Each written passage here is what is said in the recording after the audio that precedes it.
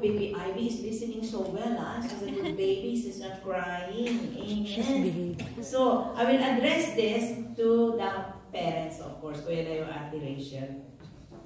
God sees children as very important to Him. He takes great pleasure in them. They are one of the greatest gifts He has given to the husbands and wives. Maybe parents in the audience, you can all relate. You will always say, I'll do everything for my child, right? My child first before me. You know how that kind of attitude that we have, right? Relationship. It says, of course, in Psalm 127:3, children are a gift from the Lord. They are a reward from Him. Wow! So, hindi mo na kailangan manalo sa mga contest. You already have a reward, baby Ivy Grace, right? They are a reward from the Lord. Amen po? Because why? Because we know no matter how much the mommy will carry the baby 9 months in the tummy, whether the baby comes out crying or stillbirth, only God knows, right? You have heard of all those stories, right? Because only God can give life. That's why we want to dedicate back our babies, our children to the Lord, because they're given to you as forever caregiver.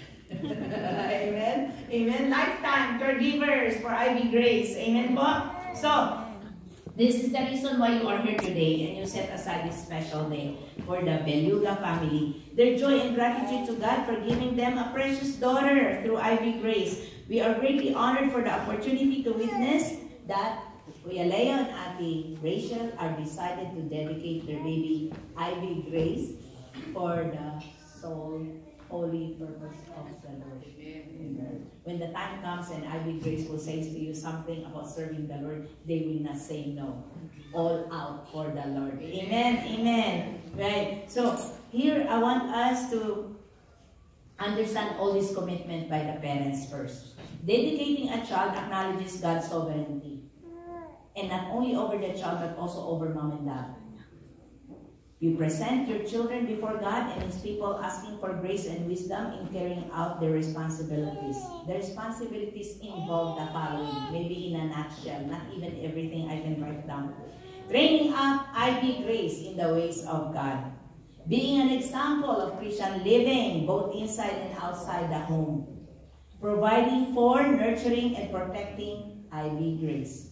Making Ivy Grace a part of your family, sharing with her your love, your time, your life, and teaching her how to love the same Jesus that you love, to serve, obey, and honor Him, our Lord Jesus, with all of her heart. Amen po? So, we want to call on our godparents because raising up a child, you know that you need the community, right? To be present and supportive. So I will call the names of our godparents, although some of you maybe may not be here, but if you're here, please come forward, even just here po, right? Well, let's call on Peter Catalbas. Diyan si Peter. Naghanap bigla. Nakalimutan ko ng mukha mo, Kuya Peter, ha? Tanda-tanda pa kita dapat. Sa pangalan ko, tanda-tanda. Amen. Si Ate Maria, our associate pastor, Ate Maria Vickers. Right? We have Ate Joy Ramos together with husband Dexon Ramos. We have, of course, Brother Terry together with Sister Maria, Brother Terry Vickers, Michelle Catalbas, the better half. Michelle, tama ba pronunciation ko, ate? Or Mesh. Parang MC ka sa Michelle. Amen.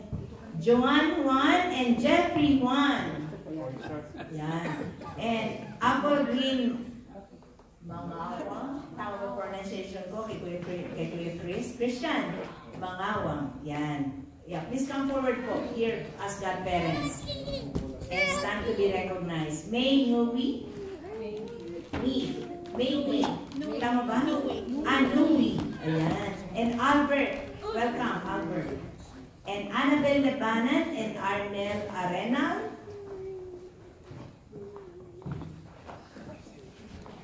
Raquel Barros and Elmer Barros.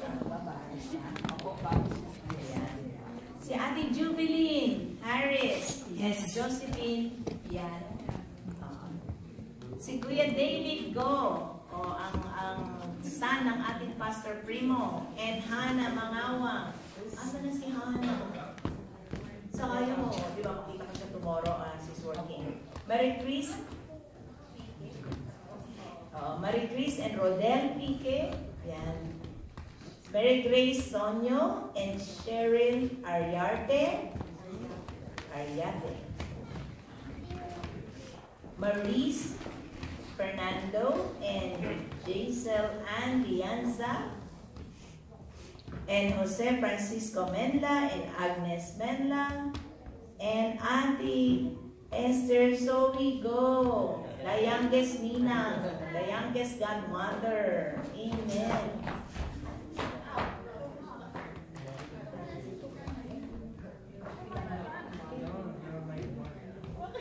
So we will let the godparents hold their lit up candles po. It's just a simple lesson, right? When you hold the candle, di ba? Parang we're saying there that you will serve as a guide for Ivy Grace on her growing up years. If you notice po, we have so many godparents. Why? Because we recognize that solely the parents cannot raise a kid. There will always be support system. There will always be a community who's willing to stand with them and make sure that Ivy Grace will grow up in the ways of the Lord. Let's continue ate dun sa verse about Deuteronomy. Right? This is true not only for the parents, but I hope with also the godparents po, right? If you read this, what does it say? Sa Deuteronomy na siya ate, no? Right? And actually, Deuteronomy, it says, chapter 6, verses 4 to 7. Hear, O Israel, the Lord our God is one. Love the Lord your God with all your heart, with all your soul, and with all your strength.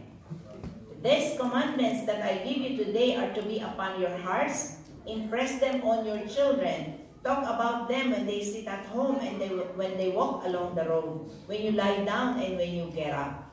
So it's not only true to the parents, but also the godparents. You have to remember that the Lord is instructing you to be able to guide Ivy Grace someday, that she will trust the Lord, that she will be able to really make decisions, make choices in life in accordance with what the Lord wants. Amen po?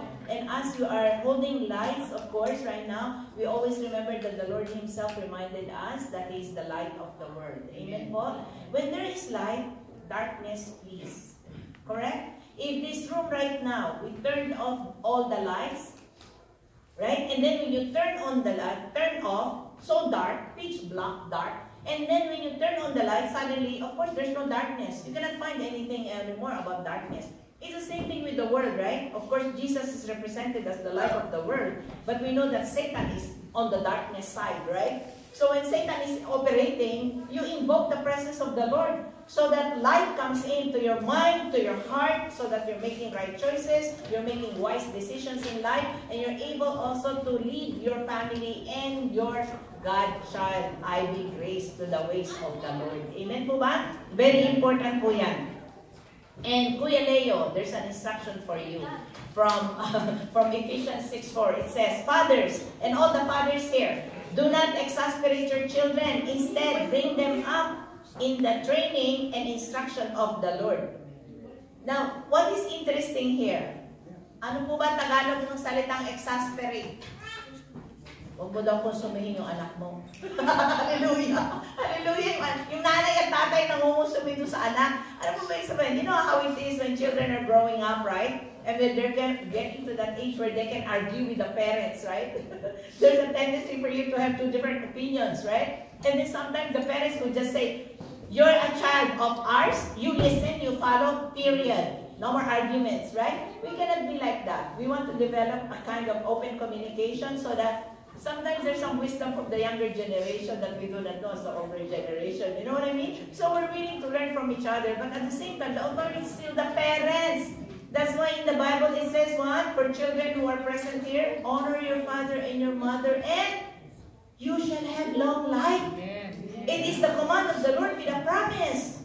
The command of the Lord, the only command of the Lord with a promise in the Ten Commandments, right? So when you say honor your father and your mother and you shall have long life, who doesn't want to live longer?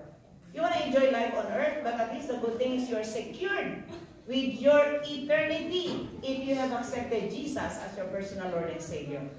Now, it doesn't stay there though, because you're not dead right away. If you're dead right away, then you go to heaven right away. But you're still gonna grow and walk and talk and eat here on earth. So what do you need to do? You need to grow up in your faith. You cannot just ignore that. You have to be able to dedicate your life and your time and your effort in knowing God personally, deeper, in a personal way, intimate way, so that you will be strong in your faith. So you are welcome po to attend Sunday church here. Every Sunday at 2 p.m. 2 p.m. Because that's part of you growing up. You know why? Because faith comes by hearing and hearing the Word of God. If you are not listening to the Word of God, if you're not reading the Bible, how can you grow in your faith? So you attend gatherings where the Word of God is being preached. It's very important po to build up your faith. Amen? So, having said that, so we want to ask also the godparents if you're willing to enter into the same commitment. Amen? So it's like this po, right? Ask muna natin ang parents, but at the same time as godparents, you're listening to this and you're all gonna answer to this commitment. You can just answer me at the end. Huwag yung mahaba, no? Okay. Kuya Leia and Ate Rachel, do you recognize that your child, Ivy Grace, is a gift from the Lord and you can thank Him for blessing your life with this gift? Same case with godparents. Do you dedicate your child, baby Ivy Grace, to the Lord who gave them to you? Amen. And do you pledge as Christian parents and godparents that you will bring up baby Ivy Grace in a Christian home, looking to God for wisdom, strength, and guidance? Amen. Amen. Do you promise to give your child, baby Ivy Grace, every possible benefit of home, school, and church? Amen. Do you promise to pray for Ivy Grace? Amen. That she will what? Grow up to be a child of God, obedient and committed to our Lord Jesus Christ. Amen po, amen. Do you ask God's blessing upon the life of baby Ivy Grace to guide, to guard, and to direct her all through her years? Amen. Amen. So that baby Ivy Grace may walk in the abundant life that Christ offers. Do you, Kuya Leo and Ate Rachel and all the godparents, vow by God's help and in partnership with the church to provide Ivy Grace a Christian home of love and peace, to raise her in the truth of our Lord's instruction and discipline, and to encourage her to one day trust Jesus Christ as her Savior and Lord? Yes. Amen po. We're all committed because it says, there's a saying, it takes a village to raise up a kid. Right? It cannot be just one man's job. It cannot be just the parents' job. So I'm really glad that we have a support system here, a community with all the godparents. Thank you po to all of you. And so at this time, let's all pray. So I will request the godparents to turn around and look at baby Ivy Grace, and you can extend your hand po. Why are we extending our hand? We're extending our hand to be a channel of blessing. Yun po yung significance, right? So I have an anointing oil here po. We will pray for baby Ivy Grace. But I also promise, where is Kuya Blake? Please call Kuya Blake. Kuya Blake, come here. Rabiel, can you call Blake, please? Can you call Blake? Blake, we need Blake here. Blake. Blake, yeah, because we have to dedicate also the kuya. Cannot be just the daughter, right? Kailangan kasama ang kuya. Oo. Lika, Kuya Blake, I was talking to him already. I said, hey, when we dedicate baby Ivy Grace, you're included, ha? Okay, because he has been such a good kuya for baby Ivy, right? Right? And you're so happy to have a baby sister, right? Oh, sister niya talaga. Talagang siya kuyang-kuya siya sa airport. Kahapon, when I came from the airport and we went to their house, he was already cuddling baby Ivy Grace, right? Talaga siya yung babysitter, o, di ba? So we will pray also for Kuya. This is an opportunity for that. So we pray first for baby Ivy Grace and then we pray for you. Okay? Amen. So as we anoint si Ivy Grace with the oil of the Lord, amen. Lord Jesus, we dedicate to you baby Ivy Grace. And we know, Lord God, that you know better than even the parents how to raise her up in the ways of the Lord. I pray, Lord God, that she will continue to grow in faith and mature so that she can be used in your kingdom, Lord God, to really be an instrument of blessing to other people. I pray even now that we will comfort any giftings and talents that you have given her already from birth. When she was formed in the womb, you're already there, Lord Jesus, planning her life for her. We pray that when she grows up, she will not depart from those ways, Lord God. That she will continue to follow you and obey you and submit to you, Lord God. And when the time comes that she can make a decision and choice for herself, she will choose to have and accept Jesus as her personal Lord and Savior. Lord God, we thank you for that. We seal that, oh Lord God. And we want to pray also for Kuya Blake here, Lord God. As we anoint Kuya Blake, we pray, Lord God, that Kuya Blake will be offered back to the Lord Jesus also, so that he will have the wisdom, the love, right? Amen. The love that he will use will be the love of the Lord to take care of Ivy Grace. And together they will be neatly connected, oh God, by the same Spirit, by the same faith, by the same God. We thank you, Lord God, that they will be a blessing to many. Amen, amen. Lord God, we also want to pray for Kuya Leo and adoration.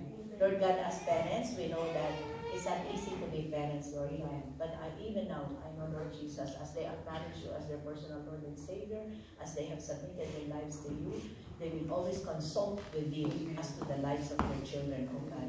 I pray, Lord Jesus, that you will allow heavenly wisdom to be upon them. You will allow them to have a strong heart, a courageous faith, so that their children will also inherit those traits.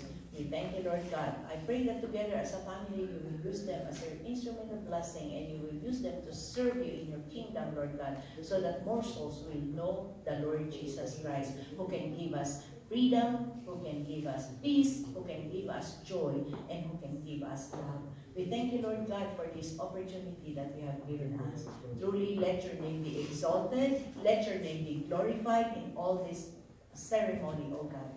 And we pray, Lord Jesus, that all windows and doors in heaven are open up to download your heavenly blessing upon this family. Thank you, Lord God. We give you praise, we give you honor. In Jesus' matchless name we pray. Amen and amen. Let's give a clap offering unto the Lord. Amen po. We can turn out unity. Seated po. Pero can we just close for another song? I just Kuya Christian. Kuya Christian, can we sing you Thank You, Lord, in a happy mode? Ano lang mabilis? Ganun ba yun? Ibig sabihin, Kuya, nag-isa ng tara lang. Okay lang dyan. O Kuya David, you can come. Ano po? Yung sa chorus na. At we expect you all to clap your hands, okay? Let's all stand up and celebrate as we close this ceremony. We will clap po, and because we are thankful to the Lord, amen? So the song goes, thank you, Lord. I just want to thank you, Lord. Well, when your heart is full, you cannot help it but just